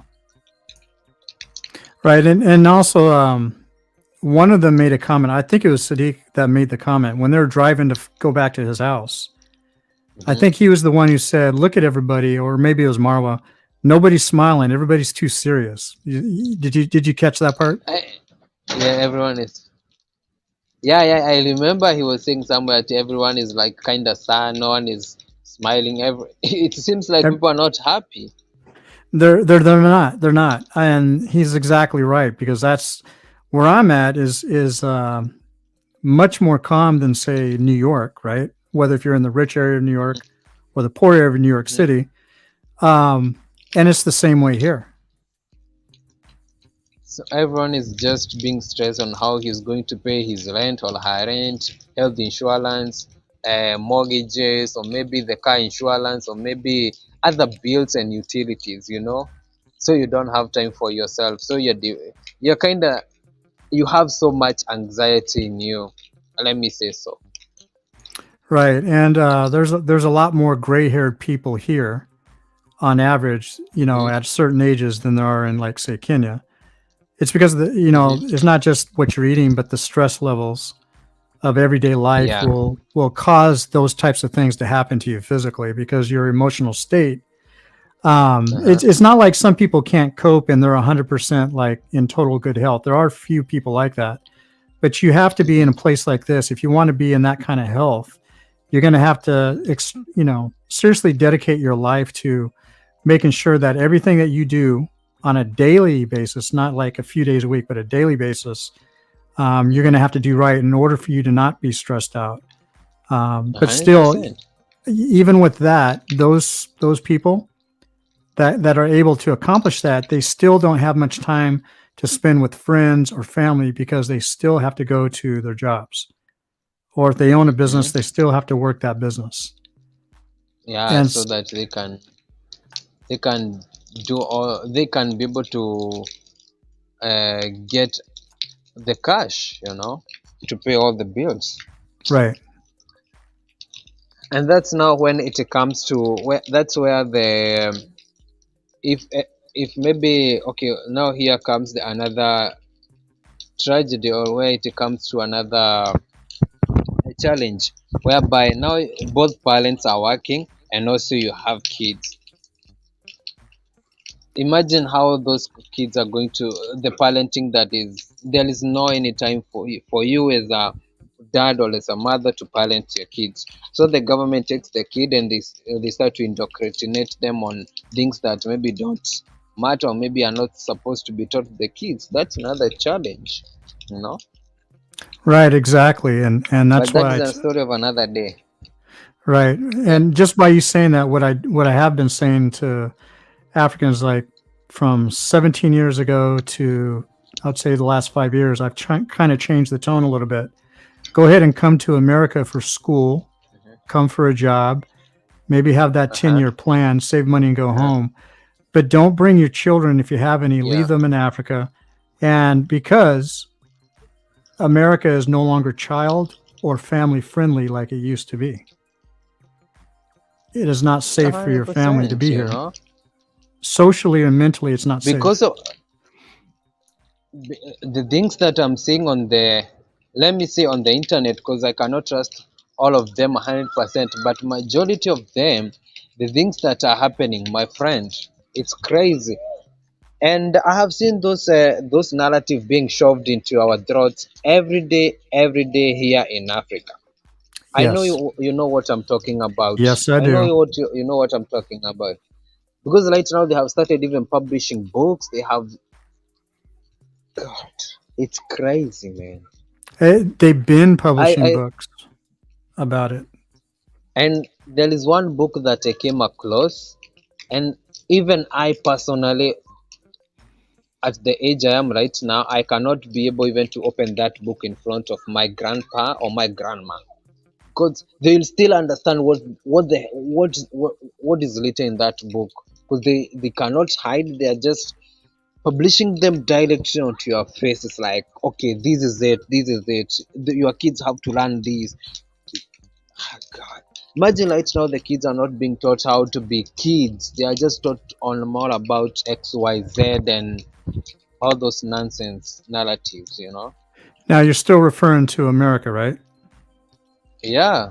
Okay, But yeah. right now he Mhm. but right now I've started seeing those things. They're being shoved into our throats like every day, every day, every day. Did you see that the Supreme Court of Kenya decided to register the organizations that support those agenda? Yes, but didn't that get knocked down, or did it actually go through? It's still a discussion to be discussed. The president hasn't talked about it. Leaders are still, the president himself has not talked about it. Even the opposition leader, I think, has not talked about it. But I've seen church leaders, some leaders in the government are talking about it. Citizens are taking actions, going to the street and saying, no, this is not how we grew up, this is not how you're going to teach our kids.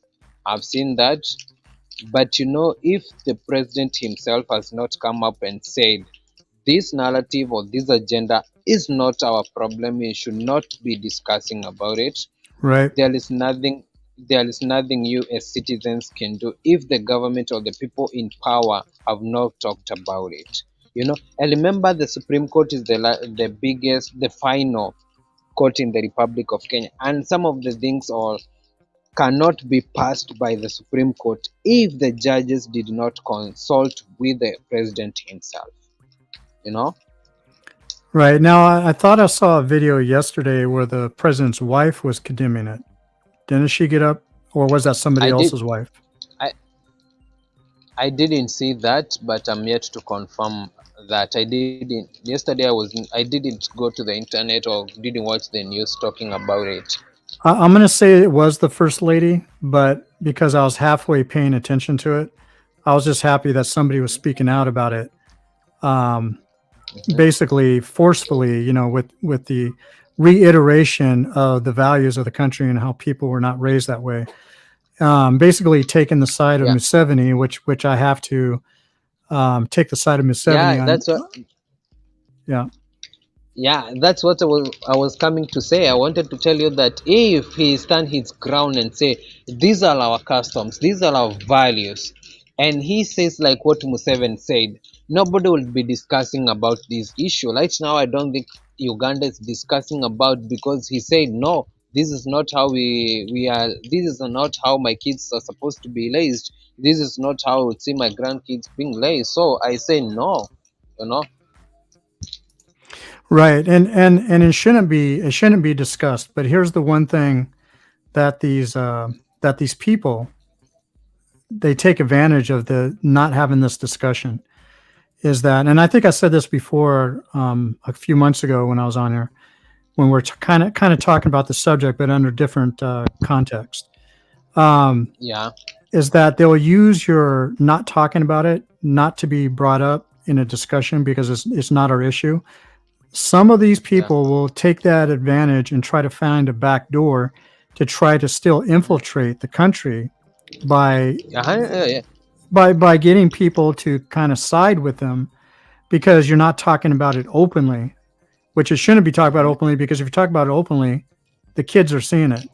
If you have this conversation, it should be a conversation to stop this, but still not in front of kids, because kids are impressionable and you don't want to impress on them in any kind of way that when they hear the word alternative from the West, or lifestyle from the West, and you add that word, that alphabet word to it, they start getting Mhm. curious. And this is a way to poison the children. This is what these people want. If they can't get to you Yeah. directly, they'll try to use language like that by basically just kind of throwing in little seeds here and there to make it And now, germinate. Yeah. yeah, and now you have seen how they have decided. They have seen like the mature people are not. It's not their problem. They are not. They saying no. This is not how we are supposed to do this. This.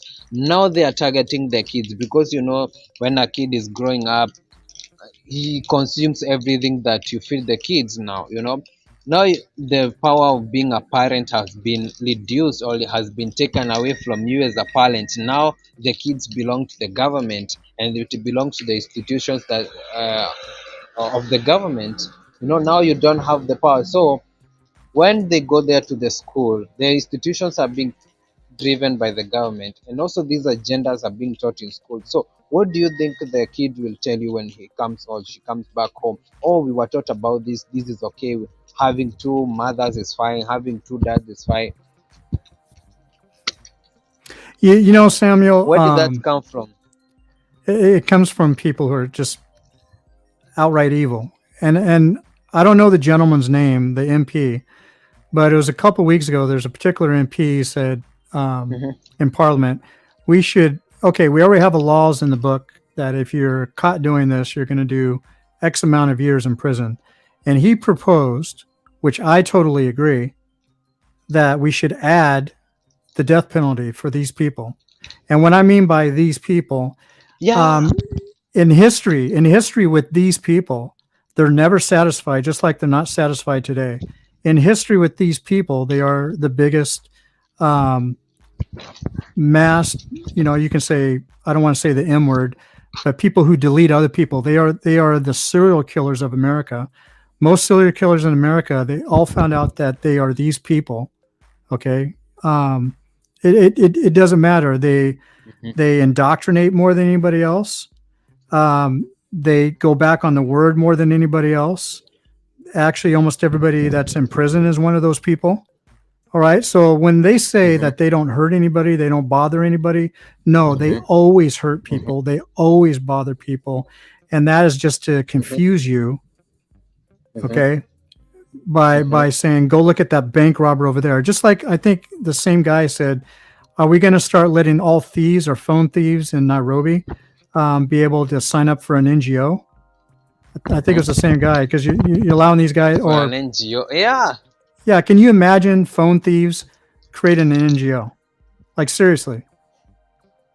Yeah, It's the same thing like we don't we like they say we are not bothering anybody, and but okay, it's like this.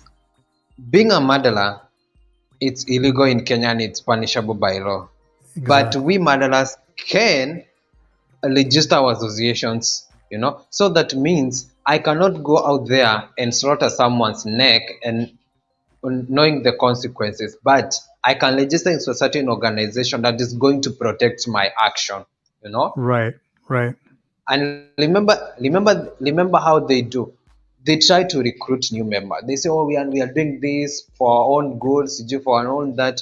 But by the end of the day, you are still trying to push the narrative to other people, to recruit new kids, to recruit new people, to setting organizations, and still you're saying you're not bothering anyone. Right. And they're always Does that after make our sense at children. all? Not at all. And they're always after our children. Everybody listen to this. Yeah. Whether if you got kids right now or not, think about all the homeless kids in Nairobi. Think about all the kids in the orphanages. Think about all your nephews and nieces and your cousins, boys and girls. It doesn't matter. They are after your children, our children. They are after them. And they will say anything or support anything to confuse you to say that they're not. But some of them are very direct and say, yes, yes, they are after your children. So these are people who have always harmed people, and they will always continue. Why? Because they cannot help themselves. This is their created nature. They weren't born that way. They decided to be that way. And because they decided to be that way, just like somebody who is just an outright murderer, they decided to be that way. Yeah, it's And not this something this that. you can't sustain a society like this. Let's forget about the idea you can't make children with the same, you know what? You cannot sustain a society of mentally logical people if they're all thinking that it's okay to do these things. It's not possible. It wasn't in It's the not possible. Look what happened to Sodom and Gomorrah. Now, Sodom and Gomorrah was actually in Africa, but now what some people have said, some historians have said, and I've yet to prove it because I want the actual text to it. But I have been told that the Sodomites and the Gomorrahans were not actually from Africa. They moved into Africa from other lands, and they brought those Because this, perverted practices with them. yeah, I remember there were not these pervertive action, any attributes or maybe these actions in Africa, as long as I can remember, as long. But because of the infiltration that has happened from other people people coming from other countries, that I think it's okay to be a pervert, to be a pedophilia, to be this, to be that. Now they want to come into your country. They want to come and tell you guys, okay, I know you guys have been living according to your customs and values, but those values don't matter. This is what matters now. And now they have tried to put that toxic mindset to the younger generation and tell them, oh, this is fine, this is okay, this is what's supposed to do. If you feel like you're trapped in the wrong body, you can decide to become this. You can decide to identify yourself as a one-winged penguin. You can decide to be identify yourself as a zebra. You can things that don't make sense at all. Yeah, and anytime that you actually bring, like if you're talking to these types of people and you actually try to bring logic into the conversation, there's one thing that they can never do. They can never come back to you with logic. What they will do Yes. often is they will yell at you to try to get you to shut up, or yell at you so much when you're speaking logic that nobody can hear you, or you can't even hear yourself because they have no logic. Yeah, that's the only card they can pull. If you tell them, if you start talking logic and you're not siding with them or you're not supporting their agenda, what they call you a bunch of names, and they start yelling at you. They start doing all these sort of things, maybe even throwing things at you so that you cannot pass them the knowledge or the good values to the people who they are targeting. They want them, okay, they want you to stand there and support them and tell people, oh, this is okay, I'm in support, I'm in cahoot with these people. But deep inside you, you know this is not okay. You know. Right. I remember watching. It was an African guy that was living in the UK for a long time, and so what happens a lot is in the US and other parts of Europe, they'll have Africans that live there and get into journalism, and they'll bring them back to Africa to do reports that are basically with an agenda that doesn't support African values. And I remember this one guy, he came to Mombasa, and the two things, okay, I think it was like an hour long, but the two things out of his interviews of all the people he interviewed, he stopped this one woman who was with a group of small women and their daughters somewhere on Mombasa Beach, and what they were looking for was these sodomite men um, who were going into transition, whatever. And what they were Uh, doing is they were finding these men on the beach and beating them up. And so, ooh, and this was like well over 10 years ago. And so, when mhm, he asked why this woman and these women are doing this, the one woman that was ahead of it, she said, and she said it with all truthfulness, "Who do you expect mhm. our daughters to marry? Girls, Uh-huh, right? uh-huh, So uh-huh, we need to get this influence out of here because it's not right." And she was correct. Now, the same guy interviewed a man who's he was fishing with the net on the beach somewhere, and mhm, basically, I think the question was, "What happens if your daughter or your son became one of these people?" And he mhm. said, okay, I'm just going to use the other word. I would delete them. I would delete I'll them delete. immediately." And he said, because I'm You'll not going to, disown. right, because they weren't born and raised that way. And I'm not going to Mhm, go through the embarrassment. I'll start all over. I would delete them, uh-huh, get rid of them. uh-huh, That's what he said. I'll get rid of them by deleting them. And I had to agree with him the same there because these people, they are the worst members of society, the very yeah, worst, I because they are the last of the perverted perversions. and I think for to maybe to close this discussion, because some of them might be listening to us and maybe they might decide to do whatever they want to do, but they can do it because we are not afraid to talk about this because something that is affecting the society. I've seen right now in where you are right now, like there is nothing else that the government is focusing on, not homelessness, not the inflation, but this agenda. If you talk about this, that person has more rights than maybe they think you are. You as a person who is straight, you don't have as much rights as this person. I think some of the sorts, right? Am Well, I? well, well. You have the same, like in this country, you have the same rights, but see, they get unwritten special rights. They have some special rights that you as a straight Right, person you don't have. right. And And so basically, they can talk about whatever it is that they want. They can be into fascism all they want, but you can't even do a little bit of that without being canceled from losing your job. hey, it's You know what I crazy, mean? man. Yeah. Stuff like that. So and I think that is the thing that is giving it more push, whereby, oh, I only have this job, I only, this is where, this is my company, I've worked for this, this and that. I'm afraid to lose it because I don't want to talk about this thing. And that is, now they are using that advantage. Oh, more people cannot talk about this, so if they talk about this, they lose their job, they lose their homes, or maybe they lose. So be like, okay, we are going to use that to try and push our agenda, and these people have to support us, you know. Right. That is the narrative. That is the narrative. Yeah, You cannot say no, according to them. Um, according to it, them.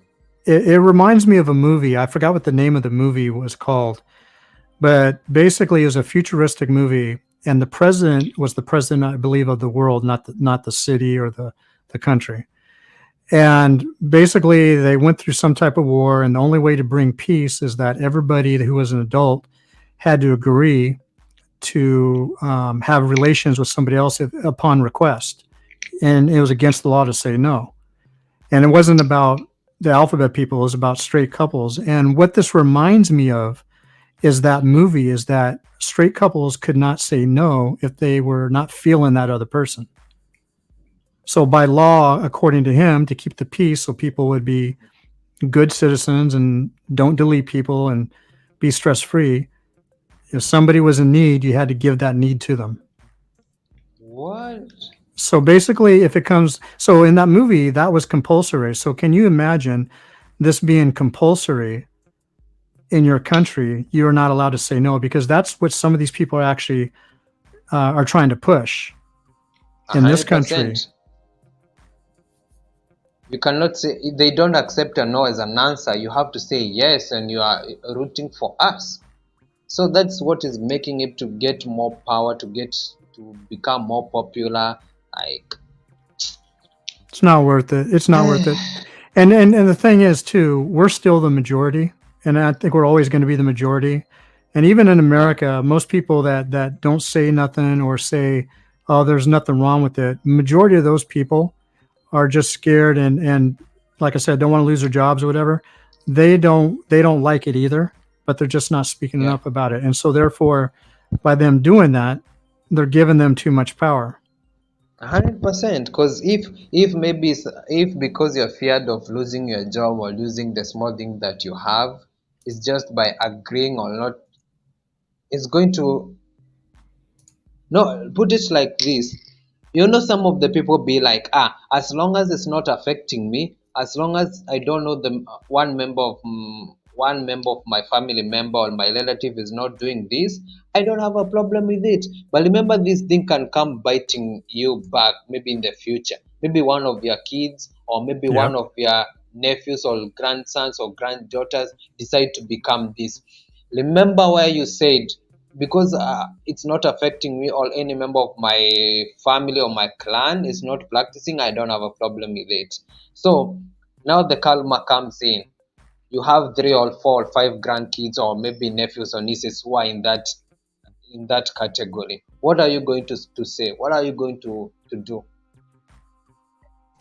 Yeah, what I need to say is basically what I heard somebody say yesterday on a video, that, and this was about America, and it wasn't so much about this subject. It was just about being proud to be an ordinary citizen of the country in which you're born and raised, which Americans will glad to say they're American, but so many hate the system and they don't even know why they hate the system. And this is They have totally no outside. reason. And so therefore, if America's fallen away because of that, imagine if something like this was to come into Kenya, and what you just brought up in that scenario, it'd be the same type of thing as Americans don't care about being a citizen of America, but still like to call themselves American and burn the flag at the same time. It's it's It's it's crazy. So this cannot go crazy. on in Africa. African conservative values are stronger than anything if you hold on to them. There's no force in the world that can actually break through that as long as you hold on to And them. Once you let it go, though, then they know that, okay, yeah, the stronger ones have now we let have a themselves down. Now we have a chance to get in. now we have a loophole. We can be able to infiltrate and distort their mindset, you know. Right. Ooh, let's see what people are saying. We have 3 million people in the house. So basically, we were talking more about what's going on in the world, depending on where you're watching us from. We have been mass protests in Africa and other things that are still being uh, put forward or being shoved into the throats of Africans to accept, some of valueless ideologies that do not go according to our African customs and values. So that's what we're discussing. And Goga, where are you? Are you in a place whereby maybe you can come in and tell us what's going on in Nairobi right now? It's almost it's 4 p.m. right now here in Kenya. I hope people are out of the street and let's see.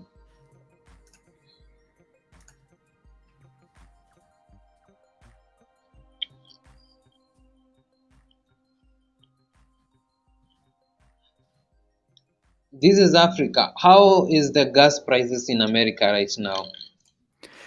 Um, Well, what I've been seeing for petrol around here is like we call it the gallon. We don't use liters.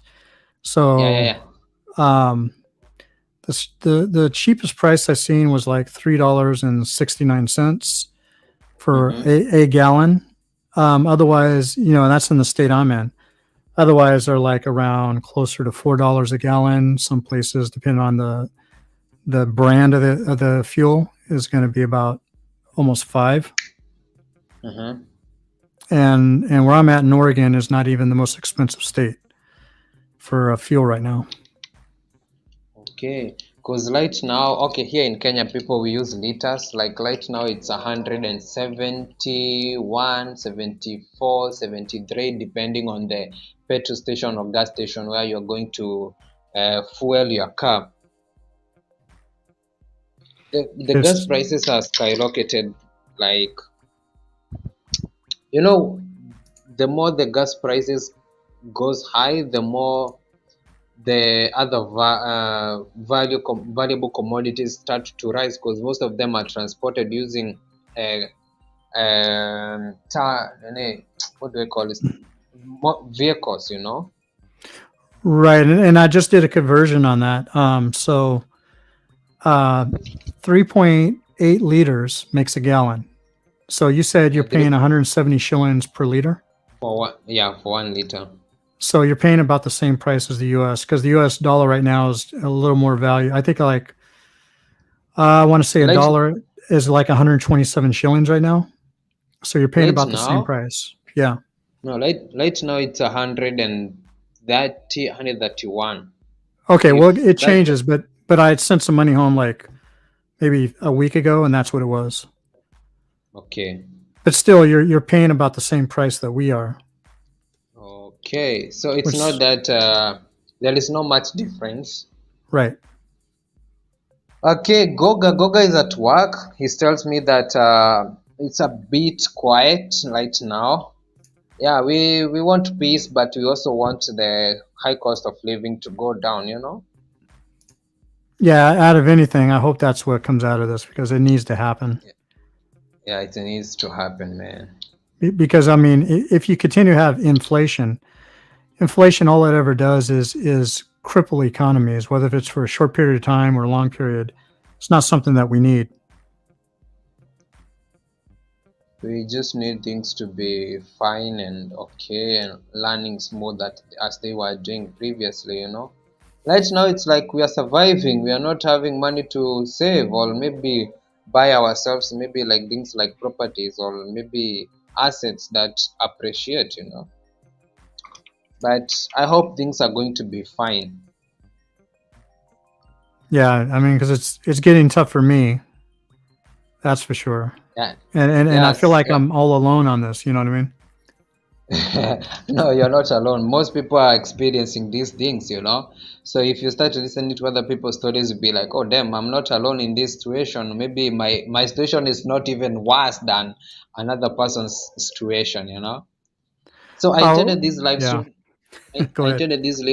I intended this live stream to be like 2 hours at most, because it's my time to go to the gym right now. So we can just do our closing statement before we say kwaheri. All right. Well, thank you, Samuel, for having this live stream. Is something good for me to do for the next hour as my clothes are ready to come out of the washer and into the dryer. And Mm-hmm. so, I think this dialogue was really important. Even if it's just a few people listening, I think the Yeah, people here are going to take what we said today and because they thought about the things or they probably already thought about it before we talked about it and help other people, like recognize what's been going on. If they don't fully understand, they get a better understanding based on what we talked about today. So, with that said, I really do hope, like I said, that it's successful. Since this is happening, I hope it's successful so that way everybody can go back to normal or what it deemed to be normal prior to all this inflation. Because I still remember, I think it was the second day that Ruto was in office. My wife was complaining the second day because I guess she said the second day was the day that he went ahead and signed that all fuel prices will skyrocket on his second day of office. And I don't know why that is, or why he would do that, or why anybody would do that, unless it's probably all over Africa. They're trying to pay off the Chinese with the loans of reconstruction. And maybe they thought that this is a good idea to do that, which it's not. And I hope that's not the reason. But Sam, I'm going to go ahead and go. I see that you dropped off. And everybody, on that note, I'm out.